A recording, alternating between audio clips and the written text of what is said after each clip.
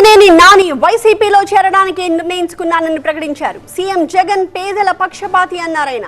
చంద్రబాబు పచ్చి మోసగాడు అన్నారు నాని. ఏపీకి ఉపయోగం లేని వ్యక్తి చంద్రబాబు అంటూ ఘాటు కామెంట్స్ చేశారు. ఎన్టీఆర్ జిల్లాలో 60% టీడీపీ ఖాళీ అయిపోతుంది అని కూడా జోస్యం చెప్పారు. ప్రెస్ మీట్ పెట్టించి తనను చంద్రబాబు తిట్టించారని, తనను ఎవరు ఎన్ని మాటలన్నా పార్టీ నుంచి ఎలాంటి మద్దతు లభించలేదని ఆవేదన వ్యక్తం చేశారు. అనేక రకాలుగా తనను అవమానిస్తూ వచ్చారన్నారు కేశినేని నాని. ఎమ్మెల్యేగా పోటీ చేసి ఓడిపోయిన వ్యక్తి లోకేష్ అంటూ విమర్శించారు. ఏం అర్హత ఉందని లోకేష్ పాదయాత్ర చేస్తున్నారని ప్రశ్నించారు. తన కుటుంబ సభ్యులతో కొట్టించాలని లోకేష్ చూశారు అని, తన కుటుంబంలో చిచ్చు పెట్టారని కేశినేని నాని ఆరోపించారు.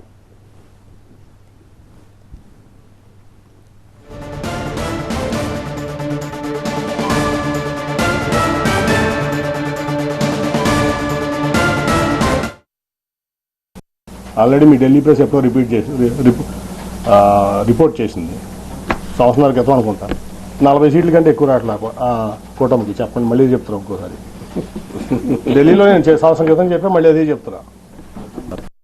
అంటే నా కుటుంబంలోనే చిచ్చు పెట్టి నా కుటుంబ సభ్యుడితోనే నన్ను కొట్టించాలని కూడా మరి లోకేష్ గారు ఎందుకు అనుకున్నాను నాకైతే అర్థం కాల. నేనేం చేశాను? ఈ పార్టీకి ద్రోహం చేశాను? నేనేం తప్పు చేశాను?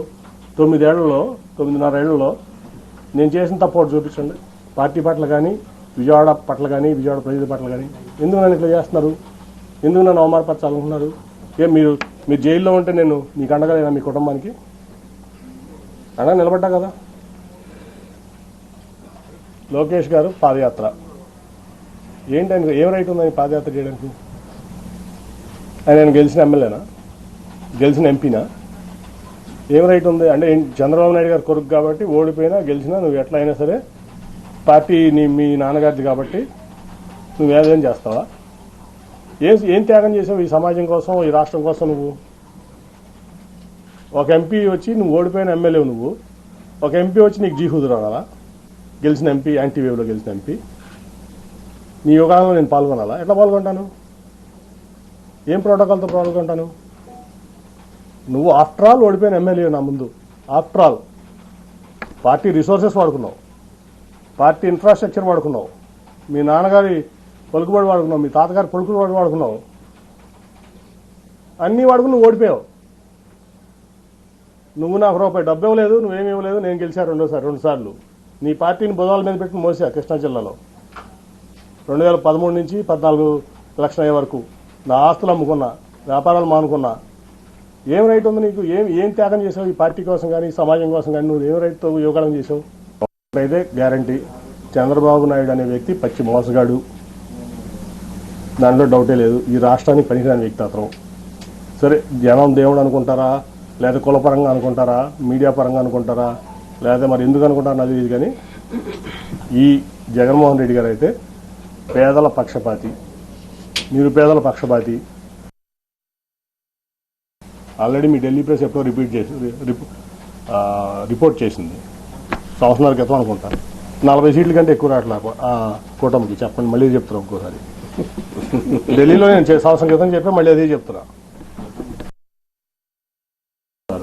అంటే నా కుటుంబంలోనే చిచ్చు పెట్టి నా కుటుంబ సభ్యుడితోనే నన్ను కొట్టించాలని కూడా మరి లోకేష్ గారు ఎందుకు అనుకున్నాను నాకైతే అర్థం కాల. నేనేం చేశాను? ఈ పార్టీకి ద్రోహం చేశాను? నేనేం తప్పు చేశాను? 9.5 ఏళ్లలో నేను చేసిన తప్పు ఒకటి చూపించండి.